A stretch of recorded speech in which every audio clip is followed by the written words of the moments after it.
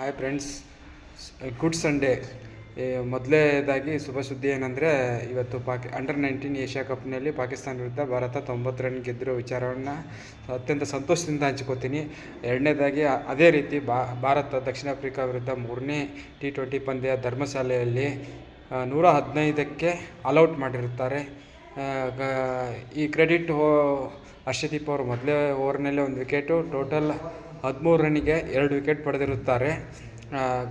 ಗಂಭೀರ್ ಅವರ ಮಾನಸ ಪುತ್ರ ಕೂಡ ಈ ದಿನ ಮೇನ್ ವಿಕೆಟ್ ಡಿಕಾಕು ಆಮೇಲೆ ಬ್ರೇವಿಸ್ 2 ವಿಕೆಟ್ ತೆಗೆದಿರುತ್ತಾರೆ. ಕೊನೆಗೆ 2 ಸಿಕ್ಸ್ ಕೊಟ್ಟು ಟೋಟಲ್ 34ಕ್ಕೆ 2. ನಮ್ಮ ಚಕ್ರವರ್ತಿ ಅವರು 11ಕ್ಕೆ 2 ವಿಕೆಟು ಹಾಕಿದಂಥ ಎಲ್ಲರೂ ವಿಕೆಟ್ ಒಗೆದಿದ್ದಾರೆ ಇವತ್ತು ಭಾರತದವರು. ಕುಲ್ದೀಪ್, ದುಬೆ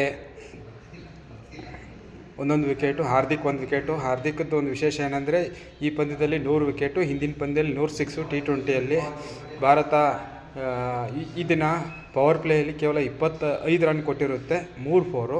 10 ಓವರಿಗೆ ದಕ್ಷಿಣ ಆಫ್ರಿಕಾ 44ಕ್ಕೆ 4 ವಿಕೆಟು, ಜಸ್ಟ್ 4 4. ಒಟ್ಟಾರೆ ದಕ್ಷಿಣ ಆಫ್ರಿಕಾದವರು 4 ಸಿಕ್ಸು ಟೋಟಲು 8 4 ಹೊಡೆದಿರುತ್ತಾರೆ. ಎಕ್ಸ್ಟ್ರಾ 2 ಆಗಿರುತ್ತದೆ.